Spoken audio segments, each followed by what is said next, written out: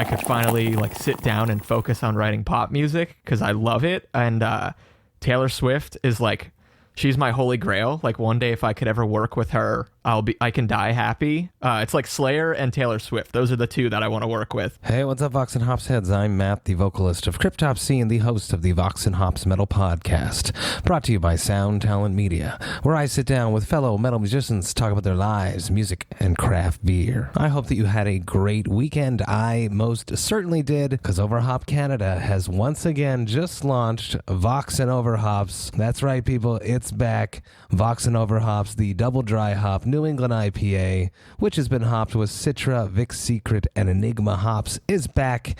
You can go pick that up at the Overhop Canada Brewery in Saint-Jean-sur-le-Richelieu, and you can also go pick it up at your favorite craft beer store. If it's not there, make sure you ask for it. They can get it there. I'm so stoked that VOX&HOPS is back. I'm also stoked to announce that the Vox and Hops Metal Podcast is getting into the world of music reviews. I am doing this with the help of a few excellent humans, which I had the pleasure of meeting at the Vox and Hops Thirsty Thursday virtual hangs. I will be releasing one of these reviews per week. And up first, we have two wonderful humans. This is Evan Welch, the After Party King, and Philippe De Vitesse from Whispers from the Void. I will let them right now announce to you which album they have reviewed, and I will be posting on Vox and Hops' socials tomorrow. Hey everybody, I'm Evan from Whispers from the Void. And I'm Phil De Vitesse for the Intimates from Whispers from the Void. Here to bring you an awesome review of What a Time to Be Alive by Werewolves. Damn, that album is sick. I don't know if you have checked it out. If you haven't checked it out yet, I absolutely love Werewolves. What a Time to Be Alive. And indeed it is. And this is a killer record. Get stoked. Check it out tomorrow on Vox and Hops' socials. You will be able to see what Evan Welch and Philippe De Vitesse of the Whispers from the Void podcast thinks about this record.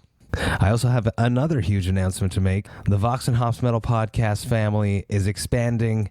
I'm very stoked to announce that Chris Kells, the bassist of The Agonist, who is a good friend of mine that I've known for over 20 years, has jumped on as Vox and Hops' video content creator. I sat down with him recently and asked him to present himself to all of you Vox and Hops heads listening right now.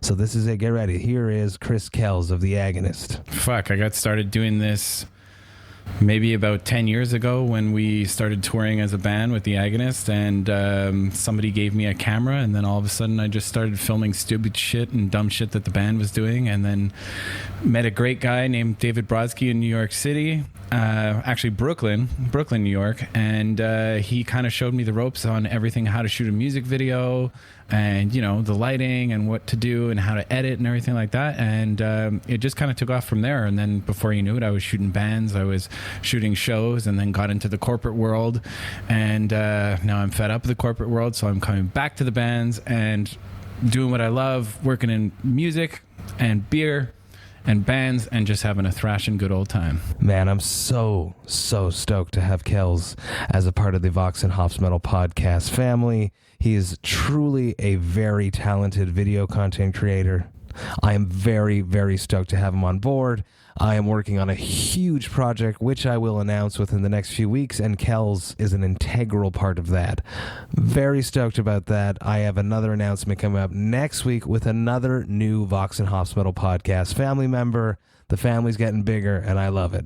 This Vox and Hops Metal Podcast episode is presented by Heavy Montreal. Heavy Montreal is Montreal's premier metal promoter, and I am super stoked to tell you all that they have started booking shows again. So far, they got Ginger coming up on November 19th with Suicide Silence opening up that one. And they just announced All Them Witches will be coming through Montreal on December 9th.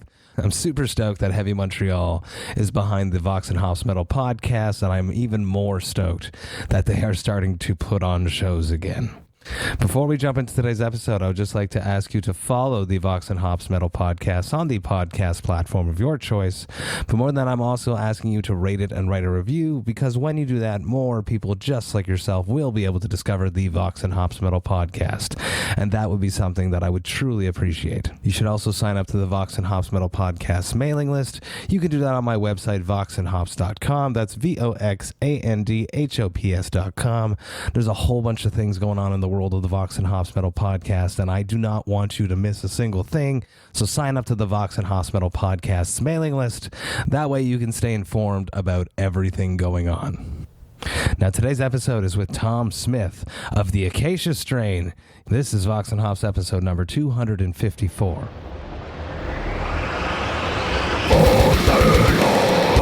I warn you, what you are about to hear is very disturbing indeed.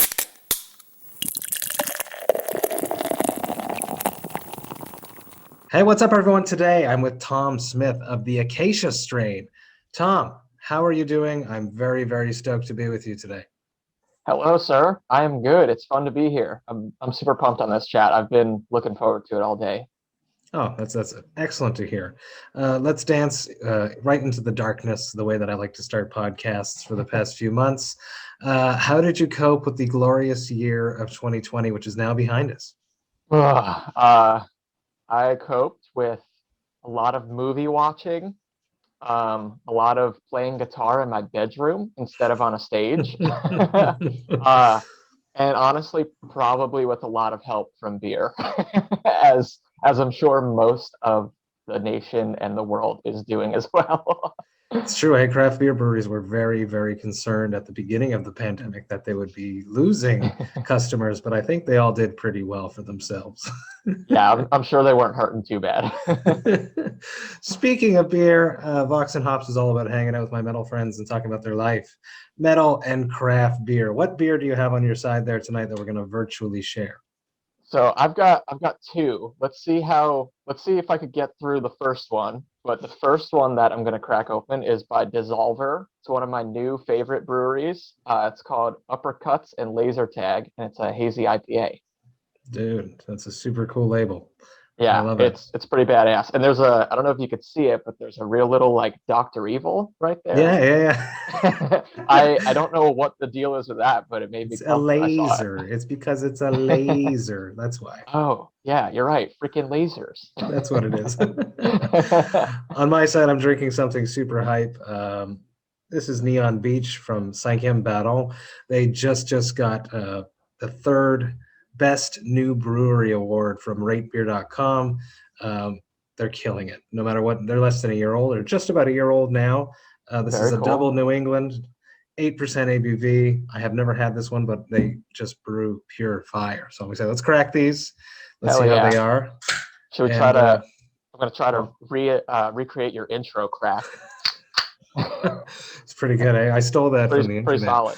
But and just to shout this out as well, because I really love North Carolina beer. I brought even 2 glasses from my 2 favorite breweries, Trophy Brewing in Raleigh and Burial out of Asheville, North Carolina. And Burial's like super metal, so it gets me pumped. Super metal. So first time I ever went to their brewery, they were just playing like Sleep, Sabbath, and Judas Priest. So I was like, yep, I belong here. I honestly just had an email exchange with them today. Oh, that's fucking awesome. They were cool. They were very cool. Let's talk. Let's cheers first. This pours out with a glorious milky haze. Yeah, this one's looking pretty good too. Cheers, my friend. Pretty similar, actually. Cheers. Ooh, tropical, hoppy. I got a little too much of a head on mine, but I know I like this beer. I tried it the other day. I was like, I gotta have this for the podcast. It's delicious. It's as always, they're not too sweet. A lot of these 8% ABV double New Englands tend to hit too sweet or to cover up the booziness of it. But this is well balanced. Lots of apricots and mangoes on the killer sweet. Very cool. Yeah, this beer. It's probably a little on the sweeter side, but I'm okay with that. I like a rich, sweet IPA. That's I think why I like doubles so much, because doubles are like super rich, you know. Yeah, they got us good there, Tom. They got us real good. Let's talk about beer. Let's talk about your very first beer. Remember the first beer you ever drank? Dude, it's so funny that you asked that because I don't know if it was like subconsciously because I knew this talk was coming up, but I've literally been trying to think like, do I actually remember my first beer? I don't remember my first beer, but so like in high school, I would just kind of like I'd have like a beer or two with friends, whatever. I wasn't much of a drinker. And then I had like a good 5 year chunk where I claimed straight edge. And then when I broke, uh, the first 6 pack that I bought for myself ever was Kona Big Wave because I worked at a beer store and I was like, that label looks fun. Hawaii is kind of cool. And I brought it home and I drank some of it. So I count that as like my true first beer, quote unquote. Mm. Talk to me about those 5 years as a straight edge. Was that because of the scene you were in? Was that because of where you were at mentally? How did that all come about? So my dad is like he's been I think now he's like 23 or 24 years sober. So I think that had a little bit to do with it because he was a pretty bad alcoholic when I was a kid. But even when like I first got interested in straight edge, he was kind of like, you don't if you don't have a problem, like what's wrong with Mm. it? And so that was a little piece of it, but not truly. But the real reason was in high school, my area that I grew up in had a pretty bad drug problem and Mm. opioids especially. And in high school, all of my friends were doing some pretty hard drugs. And I kind of like at the end of high school when they were all getting really bad with it, I was like, I don't want any association with that. So that's why I claimed straight edge. And then fast forward 5 years and they all kind of got their acts together. I was like, I don't feel like I have anything to prove anymore. Like the music culture was a little part of it, but maybe the music culture was what made me afraid to break edge, honestly, because I was like, fuck, am I gonna piss people off by doing this? And funny enough, I had gotten a straight edge tattoo and then less than 2 months later broke edge. Ooh. So I kind of just like I was like, fuck it. What am I gonna do? Be mad at myself? I'm not gonna fake through this thing I don't really have a connection with anymore. And the tattoo I think was kind of like, when a couple like hates each other but they have a kid to try to save the marriage. I think that's what the straight edge tattoo was. It's like, let's get this little X, and maybe it'll revive me, and it did not. You had to get a cover up then? I was thinking about not doing it, but yeah, I got like a little. Luckily, I got it pretty small, and I got like a little blacked out heart around it. So I was like, okay, this works. And it doesn't really look super cover up wise, but it definitely is. It will remind you forever that there was that period of your life when you were straight edge. Yeah, and then I'll remember it. Nobody else has to see me like drinking a beer and being like, "But you have an X on your leg," How about working in a craft beer store while being straight edge? That must have been strange. It was kind of funny because I would just like make things up because people would ask me. Like I was lucky enough where like my one of my best friends on the planet, he was kind of who really opened my eyes up to craft beer. His name's John. We were like the only two people in the beer department at the store, and he got me the job. And he was like, "Yeah, I don't care if you drink or not. Like I know you, and you'll just say what I tell you to say." So whenever he was around, it was great because I'd be like, "Hey, help me out with this question for this customer." And then when he wasn't, I was like, I'm just gonna make something up. Like I think I once told somebody that Guinness goes really good with Mexican food because it offsets the spice, and that was just kind of like me being an idiot and being like, let's see if I can make somebody believe this. Like kind of just trolling them. That's crazy. Yeah. So you dove straight into craft beer. You never had those shitty beers except for a little bit in high school. What was immediately your first craft beer that you loved? I got really into stouts pretty quick on, and I think it's because it had the least beer taste in a way, like it was a lot of like the pastry stouts like the Cinnabon stouts and the chocolate infused stouts. Like that was where I was like, oh well, this is a beer, but it's just delicious. Like I don't really think of it as beer. And it was also like during the winter that I started to drink beer, so stouts are obviously pretty prevalent then. But yeah, I got really into stouts, especially because of a brewery that I liked called Bolero Snort. They were really popping up in New Jersey. and they were coming out with some really cool stouts. But slowly but surely, my friend John that I worked with, he was making me we would split 4-packs whenever we got new like IPAs in. Because he was an IPA guy, so we would split 4-packs and we'd each take 2 home and just text each other at night about it or talk about it the next day. So it was stouts, and then I kind of moved on to IPAs and just a little bit of everything. The only thing I'm still not super into is sours, and I feel like that makes me a little bit of a poser because I feel like the true like beer diehards love sours, but I just can't really do it. They remind me too much of like wine, and I'm not a huge wine guy. They are. They're definitely linked, especially those mixed fermentation sours. Yeah, and I think Definitely. another thing that freaked me out was I forget what brewery it was, but my buddy told me about a brewery that he was reading about that they like fermented in a giant open vat in like open air, and like just no, like they would obviously filter it, but like he told me that like sometimes like birds shit in it, and like animals could just like they would find a dead animal sometimes and have to redo the vat. I'm like, I don't know if I trust sours, like that's a super immature of me, but I was like, I don't like them enough, and now I'm not gonna force myself to keep trying them, so I'm just not into sours too much. It's where the funk comes from, Yeah. Let's dive into the soundtrack of your youth. When you were growing up in your parents' or guardians' house, what music was playing when you were not in control of the radio? What music did your parents or guardians listen to? So I'm definitely in the minority where my parents love metal, and I'm very fortunate to have been raised on like Judas Priest, Slayer, Anthrax, Pantera, like the good stuff. Like it wasn't just like it wasn't like my parents like the Black Album and AC/DC. My parents were like, the first 4 Metallica are the real important ones, and the other stuff's all right, And even still, like I only jam the first 3 because I'm a Cliff Burton guy, I guess. But yeah, like I would say like the big hitters at my house were like Judas Priest, Anthrax, Slayer, Metallica, and Pantera. Those were like the foreground for me, and not to keep going on how cool my youth was and my childhood with music, but like my mom, I actually saw the ticket stub recently when I went back to visit my parents. My parents always told me growing up that my mom and my dad went to go see Ozzy when I was in the womb, and I was like kicking around like a fucking maniac inside my mom's stomach, and it was cool to see that ticket stub at home the other day, or a few weeks ago now. That is very cool. So how did you rebel against your parents?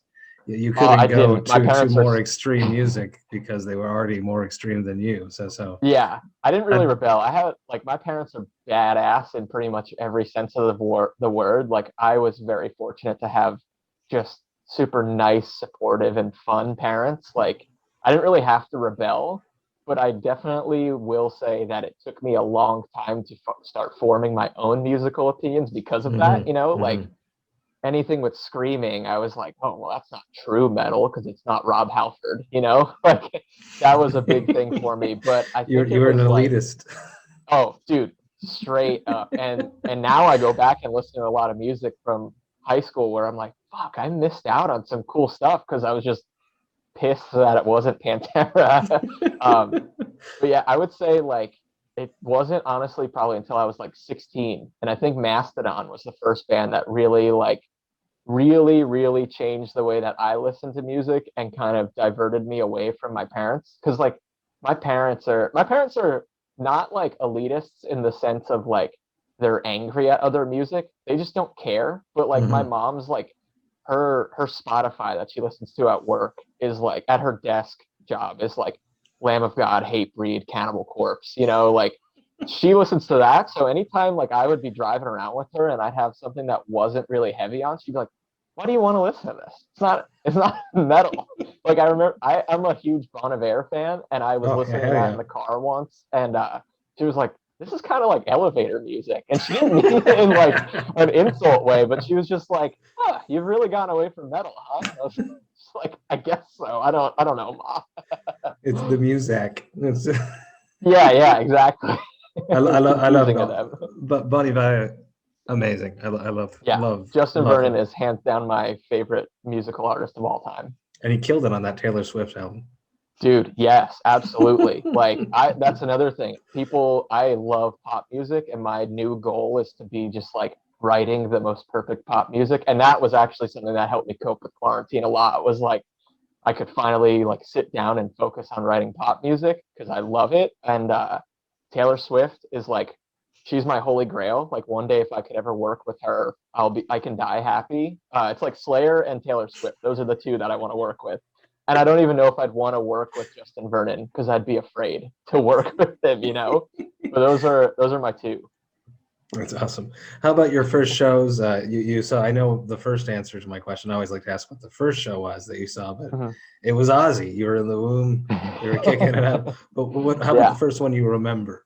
The first like full show that I got to. So the first like attempt at a show was Vince Neil's solo band. Ooh. And I cried during the opener because I was only like 7 and it was too loud and I got scared. And then 2 years later, my dad tried again with me and I went to go see Black Label Society at like an outdoor venue, and it was pretty sick. And then the second show I ever saw was Slayer. So pretty cool first actual shows.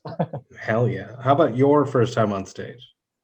My first time, quote unquote, on stage was in a basement with my melodic death metal band. And we played 4 original songs, and then we covered a Lamb of God song, a Slayer song, and then we did the chord progression from, I think, Terror and Hubris in the House of Frank Pollard by Lamb of God, and we just like ripped guitar solos over it.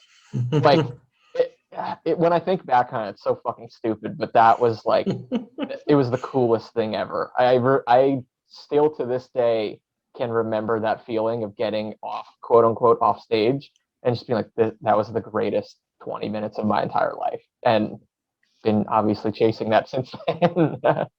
Was that at a house party, or just people came over to band practice, basically? It was like a basement punk show, and we were like the weird metal band because we were just friends with the kid who put the show on. So we were definitely the oddball. Yeah. And I remember playing this big BC Rich Beast, and I was like this tiny little 15-year-old kid, and it was just this humongous like death metal looking guitar, and it was not fit for a punk show, but I didn't give a shit. I was like, I'm going to prove these punk kids wrong. I'm going to just play as much metal as I can. Now I know that your dad makes guitars. So how early on were you encouraged to play guitar? Were you drawn to the guitar? Was it linked to the fact that your dad has T.W. Smith guitars? Was that working at that time? Tell me about all that, please. So T.W. Smith guitars actually came about when I was in high school already. And my dad is actually not a guitar player. He's just an amazing woodworker, and like no like true job title of like a carpenter or anything, but he's like rebuilt our house completely by himself. He just, because he felt like he was like, I just want to try to build a guitar. Like this kid likes guitars, and we can't afford all these things he likes. Like, let's just try it out, because he likes doing that. And like my freshman year, he built the first guitar that he ever made, and it was like a red Flying V, of course, because I love Slayer and Kerry King was like my idol. But yeah, that was like the beginning. That was the first time he ever built. But I started playing guitar when I was 8. My dad is a recovering alcoholic. I guess recovering, once an alcoholic always. That's what they say. But when he first started getting sober, his new addiction was going to shows. So he would just go to every like metal show in New Jersey that came like within an hour of our house, like literally like 4 or 5 times a week he'd be going. And he would just like, he wasn't a professional photographer by any means, but this was when you like snuck a digital camera in, or like a disposable camera, and he would just take pictures however much he could and would go to Walgreens and print them out, and then just collage our entire hallway of our upstairs. So through that, he went and saw like Sebastian Bach's solo band. He also went and saw a lot of shitty stuff because he was just like, I just want to go to shows. Anything, I love idle hands. Not saying Sebastian Bach is a shitty thing, because I like Sebastian Bach a lot. And I was actually listening to your episode with him today. And it was really funny. But his guitar player, Paul Crook at the time, who also was in Anthrax for a while, he played the super badass BC Rich Mockingbirds. And that's still my favorite guitar shape ever.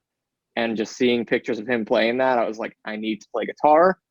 I want to play guitar. And then he took me to meet Paul because Paul's from New Jersey and had a cover band that he would just play fun shows at a club literally around the corner from our house. And I met Paul, and he was so nice that I was just like, I have to play guitar. Like, can I please play guitar? And that's literally how it started. I know that's a super long-winded answer for that origin, but there's a lot of dots that need to be connected for it.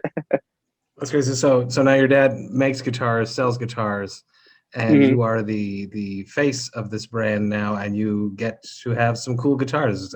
The most recent one is one with the headstockless guitar.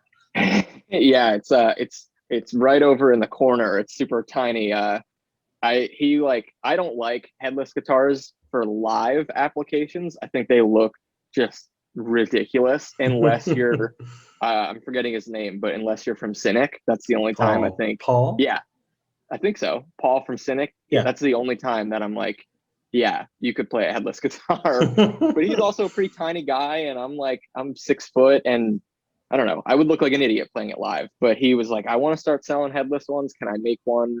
Because he doesn't play, I'm like the guinea pig. So whenever he makes like something new and outrageous for him, it goes to me to like test out for a while. And I'm obsessed with that guitar. I was like, I never thought that I call them nerd guitars, but I was like, I never thought I would like this fucking nerd guitar this much. And it's like my go-to one that I pick up now. I like how small they are, especially for traveling. And I even made him like make it not a short scale, but he was like, I usually play a slightly longer scale guitar because even when I'm not down tuning, I just like thick strings and longer guitars to play harder on. I was like, make it a Les Paul scale. Make it a little shorter, so it's just this really tiny compact thing that's comfortable to play at home. I love that. Let's talk about how you've been filling the void of not being on stage in 2020, which is something that we are supposed to be doing as musicians. It's something that gives us power, that gives us that beautiful, exhilarating feeling of right before you step on stage, that hair tingling nervousness that keeps us alive. You started a podcast, or you got a podcast going as well. I did, yeah. It started off as a podcast called Riff Filled Land that was just me interviewing my friends in bands, and it was a lot of fun. And I kind of wanted to just create the podcast that, like, if I was a 15-year-old, what I would want to get out of it. So I mostly focused on like songwriting, but it got really, really heavy and daunting to like talk about music for 2 or 3 hours a week with my friends that couldn't play music and I couldn't play music. So it just kind of bumped me out harder than it should have. So then I switched it to become Flick Filled Land, and my buddy Alex Ray, who plays in Counterparts, he's my co-host now on that. And so, yeah, we just talk about movies because I love movies. And other than like music, I think movies are like kind of my favorite art form. But my new thing that I've been doing to kind of take my brain off of not playing shows and like stimulate my brain in an artistic way. I can't draw, but I just got a new iPad with like a Apple Pencil, and Procreate like kind of makes you be able to draw even if you can't draw, like if you spend enough time in it, you can still get your ideas out there. So that's been my new thing, like just making fun images and like pretending like one day I could become a tattooer, even though I never in a million years could. But yeah, podcast is definitely huge on filling that void, like drawing on my iPad and then just watching movies and chilling with my dogs and my fiance. And the main focus now is that we just bought a new house, and we're trying to sell this one. So life has been a fucking mess right now trying to list a house, but that's like what I've been up to lately without shows. You've been keeping busy, and that's how I've been telling everyone to do it. Don't just sit there idle. Don't let the bad thoughts creep up. Don't just drink or consume other things to help numb the pain. Create a project. I got 3 jobs now because I was just like, I need something to keep myself occupied. Like I literally have like a retail job that I'll go to every like once or twice a month because they just wanted somebody to help out. And I kind of just go there and do whatever the hell I want, because what are they going to do? Yell at me a month later when I come back? But then I work for like 2 other companies that are like small businesses with people that I care about, that I obviously put a lot more work into. But literally because of that idea of like just sitting around and doing fucking nothing and going crazy, I was like, I'm going to get a couple jobs and just work all day, every day to when I can't. If I can't make money out on the road playing, I might as well make money some other way, you know? So I'm just trying to work my ass off, and it helps because now we're getting a house from it, or along with my fiance's work, obviously. Good for you. Good for you. Yeah. You guys did just release a record though. Slow Yes, Decay. right in the thick of quarantine. Yes. Which is where I'm going, of course. The Slow Decay came out back in July. Rise Records. Yep. Dropped that. You guys did a really cool way of releasing it by dropping just these letters that led up to it. Was very obscure. I didn't understand it at first, but I enjoyed it. I don't think anybody understood it at first. It was one of my favorite parts of the release. But when I love the record. Talk to me about a pandemic release. Talk to me about, the thick of, you guys were on tour. One of those bands, there was like a handful of bands that were on tour when everything was shut down. You guys were out there with fellow VOX&HOPS alumni, Fuming Mouth. I love them. Yep, they're awesome. Talk to me about dropping a record during a pandemic. So it sucks to do that. First I mean, that's kind of me exaggerating a little bit. It definitely sucks because it's like, oh, cool, we have all this music out, and people loved that record, which I was super pumped on. I think it was either our highest charting or maybe our second highest charting, which even if it's the second highest charting, we're in a pandemic, so I'll take that, and I'll consider that our best charting, where like people aren't purchasing as much stuff because they're saving money. But it was like, we didn't plan on putting it out during the pandemic. We had just so happened to, like, right before everything shut down, like, we had already put out the first 2 songs. And I think like the day after we had to cancel our tour, maybe the next 2 songs came out. I forget exactly what the timeline was, but we were kind of like already in the middle of releasing it. Excuse me. And so we kind of just had no other choice. Like, there was a little bit of a talk of like, okay, well, we're going to finish putting out the EP versions and maybe we'll sit on it. But for us, we're not a band that like our record sales are what pays us. We don't really care about sales numbers as much as it is fucking awesome that Slow Decay was one of our best selling records ever. Like, we were just pumped to hear that people liked it. So we were still just like, all right, whatever, like, let's just put it out. We're excited for it. We love the record. We're pumped on it. But it is definitely a bummer, like, when the whole thing comes out, or especially since we released it a couple songs at a time, like, when you see people freaking out over it, and then you don't know when you'll actually get to play it, we're just like, this is a bummer. And we were actually playing 2 of those songs on that tour, which was really cool, because those were I've been in the band for like 5 years now, but kind of just the way that our record cycles have worked out, It Comes in Waves and Slow Decay were the first 2 that I had done writing for, and I wrote a lot on both of those. And the first 2 songs that we released on Slow Decay for the D EP, which was Seeing God and Feed a Pigeon, those were either I wrote all of Feed a Pigeon, and then me and Griffin, our bass player, wrote all of Seeing God together. So like, playing those songs, I was like, holy shit, this is like my actual creation that I'm playing now, instead of just being in a band that had songs before me, like, I still remember being in Long Island, New York, and the night after Feed a Pigeon and Seeing God came out, playing those at a club in Amityville or Long Island, seeing people know all the words, I was like, what the fuck? Like, already? It was insane. So I, like, just on that alone, I felt really good about it. And I think we all knew that Slow Decay was like a little bit of magic there. And it was so cool to see all the responses and see how pumped people were.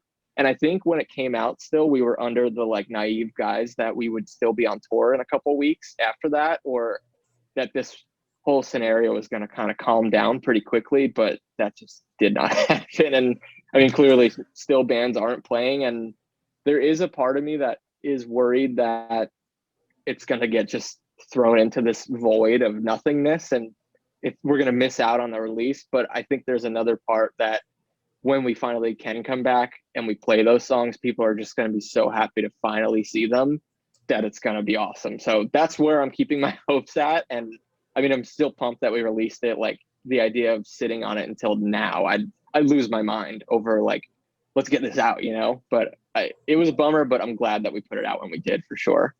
Absolutely. And, you know, it is a great record, having played with the Acacia Strain many years ago, Despised Icon's last tour. Oh, yeah. I've heard stories about that. Called it quits up here in the Quebec dates. Yeah. It was Trapped Under Ice. I think I got that name right. Yeah. The Acacia Strain, Cryptopsy, and Despised Icon. What a tour. That's awesome. We did a string of tours, a string of dates together up here, and it was wild. And, you know, Slow Decay has so many new colors to the record, to the sound of the band. And I was excited about that, really. Being you know, the Acacia Strain is like an evolution of the Acacia Strain, this record, and the EP that came before.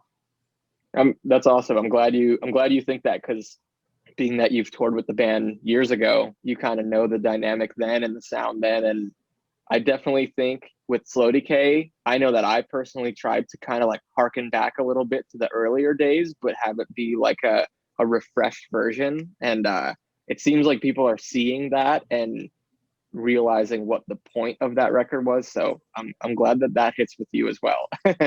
Fantastic. I am interested. I saw something online. I don't know if I misunderstood what happened, and there's no judgment here. I'm just curious about it. Did you guys play a show in 2020 at some point for an online music fest? We played. I think what you're thinking of. So we played like 3 weeks of shows in 2020 on our actual tour before it got canceled. But there was a live stream event that I think just our music was featured on, and we got listed as members of it or something, because I remember texting our group chat one day because it came up on my Instagram feed, and I was like, are we playing a live event? Like, what's going on? And everybody was like, nah, that's just like a thing that our music's going to be on. So if that's what you're talking about, no, we didn't physically do like a streaming thing, but we did play actual shows in 2020 before the shutdown. Okay, because that is what I'm talking about, and there's like a whole footage of you guys playing with a crowd, and it's listed as Online Music Fest 2020, and there's a Kubai Clan that's also listed in that gig. And I was just curious if that was a gig that you guys had played. It might be like video footage of something that we've done previously, but yeah, once the shutdown happened, we all live spaced out, and I mean, we all live in literally 5 different states from each other, so it's like we can't meet up to do the live streams. But yeah, I know the thing that you're talking about, and I fucking wish, because it was like Kublai Khan, I think Creeping Death was on it, and a few other bands that we're friends with, so that would have been really cool. But yeah, it was just like we were featured on it somehow. Okay, cool. You did do a really cool quarantine video. That was fun, yeah. I watched it right before we jumped into this with from Spirit Box. I should have written her name down. I apologize. Courtney, yeah. Courtney from Spirit Box. Yeah, she rules. Her guest spot on the record turned that song into one of my favorites. But yeah, the video was just something that Vincent did. He kind of like, we got the okay from Rise, and Vincent, I guess, used to do some video editing for some stuff. I never knew that. And then he like messaged our group chat, was like, hey, I spoke to Rise. Like, I'm kind of trying to get back into the video editing thing, and let's just make like a funny video. Like, most of our music videos are stupid shit anyway, because I'm probably the only one in the band who thinks music videos are cool, and everybody else is like, these are dumb. Let's just do something stupid. But I think the way that we kind of did it, where it was like a very unserious version of a playthrough kind of thing, made it fun for me. Like, at one point I had both of my dogs and I was pretending to play them, and our other guitar player Devin was on the toilet playing guitar, and yeah, it was fun. I wish I had kind of done a little more, but I was just super busy, and I was just like, like they were waiting on me to send my video parts for a really long time. And Vincent was like, I need your fucking shit. Rise is like now breathing down my neck about this. So yeah, but it was a fun video and Vincent did a great job like putting it together. Absolutely. I had no idea that he had edited that. And Courtney's like dress up with like a mustache and a beanie on, just kind of being one of the weird guys, was really, really funny. And it was good. It was refreshing too, because it came out late in the year when you know, there'd already been a bunch of quarantine stuff that had been done, and to take it like in that direction to make it fresh was the right decision for sure. Yeah, that's like I didn't want to do it at first because I was like, I've seen so many bands do this. Like, I don't want to just be another band doing that. But I trust Vincent because he's one of the funniest people I know. And when he said it's going to be a funny, goofy thing, I was like, okay, we're good. Like, as long as you're in control of that, you know what's funny, go for it. I love that. Let's talk about an Acacia Strain brew, which was brewed by 8th State Brewing. Yes, that is. It's amazing and delicious. They sent me and Griffin 2 of them because we're the only ones in the band that drank. But we didn't know about it until after it was released. So how did this happen then? So it's called It Comes in Waves, which is the name of our like concept record that we put out last year, or I guess a year and a half ago now. And they just tagged us on Instagram and I guess tagged all of the members, and I saw it, and I've been really wanting to do like me and Griffin, our bass player, is also really into craft beer, and me and him, like, kind of our thing on tour is like we load in, we sound check, do whatever, and then we just go hit up a brewery. And it's always fun, and we have a couple friends that always bring us beer. Shout out Nick Spinelli from Connecticut and Grant from Des Moines. They both always bring us beer, but yeah, we've been wanting to do it for a long time and we just couldn't get anybody on board. I think I've tweeted at Burial like 500 times trying to get an Acacia Strain beer made by them. But we saw it and I screenshotted it and sent it to Griffin. I was like, I wish they would have hit us up, not because I'm mad that they used like our name without permission. I don't give a shit about that. But I was like, I want to be part of this because I really want to do this. But like, let me read you the label of what it is. It's an imperial stout with cocoa nibs, cocoa husks, cinnamon, Madagascar vanilla, Tahitian vanilla, milk sugar, I don't even know how to say this word, demarara, and churros.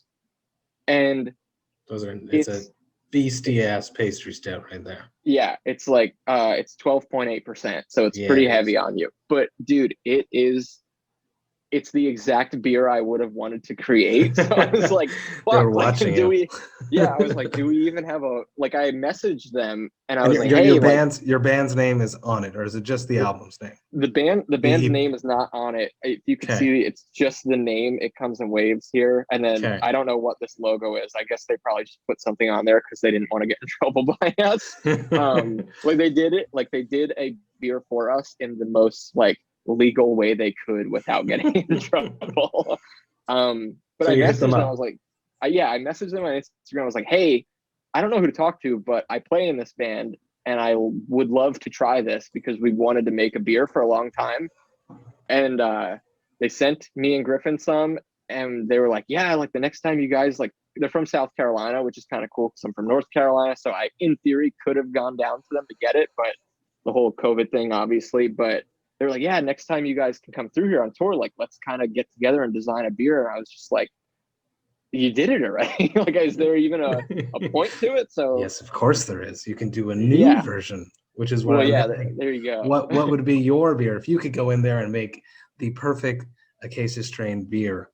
What would that beer be? You'd have to organize with Griffin to figure out exactly what this beer is going to be. What would that beer be? So I think Griffin is probably the easiest person to work with on this because he will literally drink any beer that you put in front of him, whether it's really, really good or really bad, no matter what time of day it is. So he's just like, yeah, let's just do it. I like beer. For me personally, I'd want to either do a double or maybe even a triple IPA.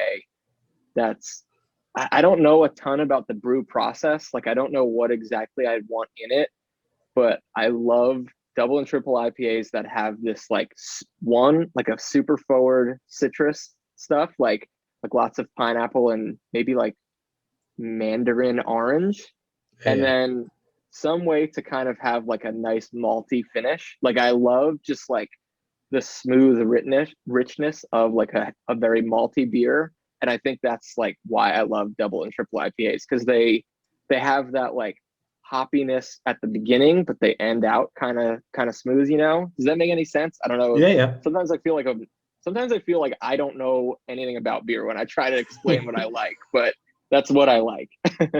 And you like the juicy beginning, but with a somewhat bitter bite. Yeah, a little bit. Nothing like crazy challenging, but something good. And I would like for it to be, if it's like a double or a triple, it'd obviously be up there in ABV. But if it's like a regular old IPA, let's go with a good like 7.5. That's where I like to live. That's still a punch in the face. Yeah. Punch in the face, but like you could have 1.5 before you start feeling it, you know? And what would you call that beer? I don't know. That's the problem. And I think that's why I've never tried to actually approach a brewery.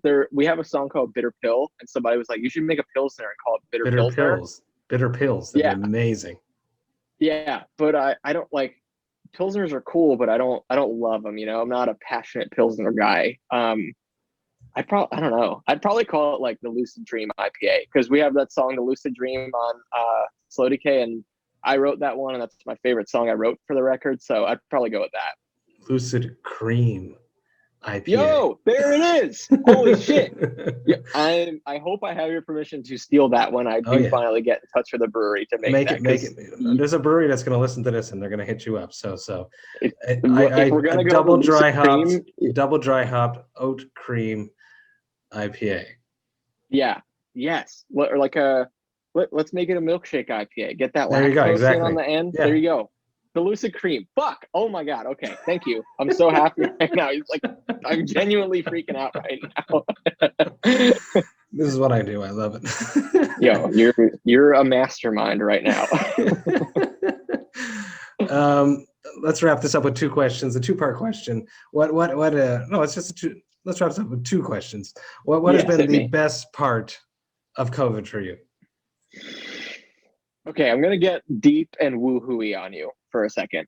So I am super into like mindfulness stuff, and I do a lot of like mindfulness reading and a lot of like meditation, and I like to be very open about mental health stuff. And because one, we all deal with it in some way. Two, the lockdown or quarantine, whatever, has, I think, brought a lot out in a lot of people.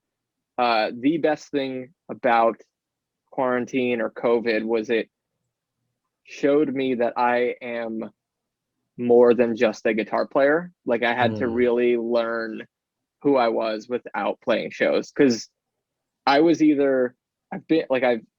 first started touring playing bass for Structures in like 2013 or something.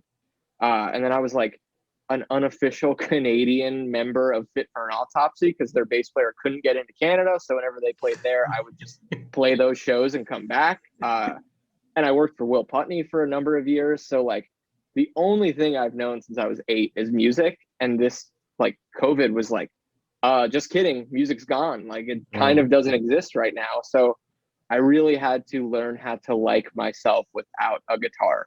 And I mean, obviously I have ups and downs with that, as does anybody who's got like anxiety or depression, but 2020 really was that for me. Like I finally felt like I was a human and not just a guitar player who likes to headbang and hit open strings, you know, like that was, it's like, I try to make a joke of it, but it was very eye-opening and very important to me. So that, without getting like too deep, that was like the most significant thing about 2020 and the pandemic for me. That's incredible. And, we all get something from this, but we have to have the openness to look for it. Mm-hmm. It's like the worst way to learn a really good lesson. That's what I've been describing it as. And one final question is, if you drink too many of these delicious craft beers that we both love so much, sometimes you end up with a hangover. So I'm curious as to what is your hangover cure? So I was actually listening to your I forget his name, but I was listening to your episode with I think one of the guitar players of Tesseract.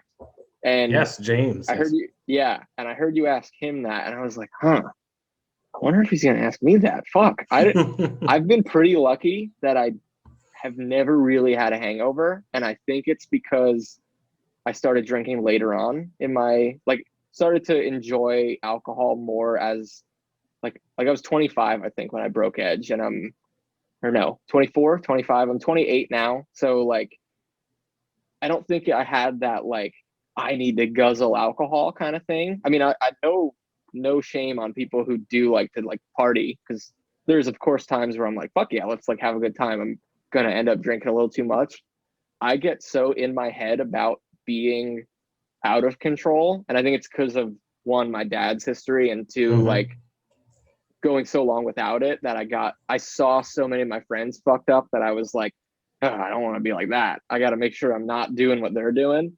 I usually rein it back pretty well, but on the small occasion where I wake up with like a little fuzzy of a headache, any kind of like super greasy breakfast. And also, I drink coffee like a motherfucker. So the first thing I'm doing is just chugging coffee. Coffee is the greatest thing on this planet. It makes you feel good. It makes you do things fast. Coffee always helps. I love it. I love coffee too. I'm all about coffee. Tom, thank you so much for taking the time, having a chat with me, talking about your life, music, and craft beer. I'm a big fan. I know that when we hang out together, we're going to have a good time, and you might need some coffee the next day. Fuck yeah. I will make sure I need coffee the next day after we hang out. Thank you so much, Tom. I just wanted to say cheers to you, and I'm looking forward to that day. Yes, buddy. Cheers. Hey, thank you all so much for listening right to the end. You know that I love and appreciate that. I had such a blast with Tom. Just truly an awesome dude. We definitely hit it off. I can't wait till either the Acacia Strain comes through Montreal, or if I come through his area with Cryptopsy, or if we jump on a tour together. That would be sick. Just to hang out with him some more.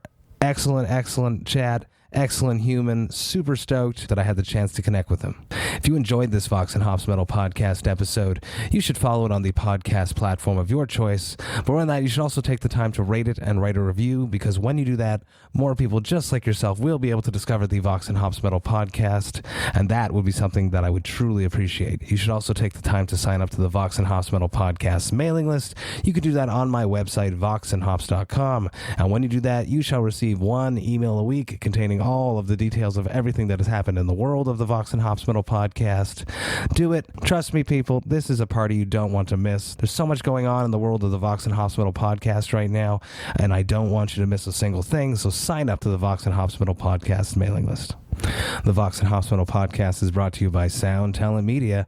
I have one more episode coming at you this Friday, but until then, remember to enjoy life, metal, and craft beer. Cheers, Vox and Hops heads.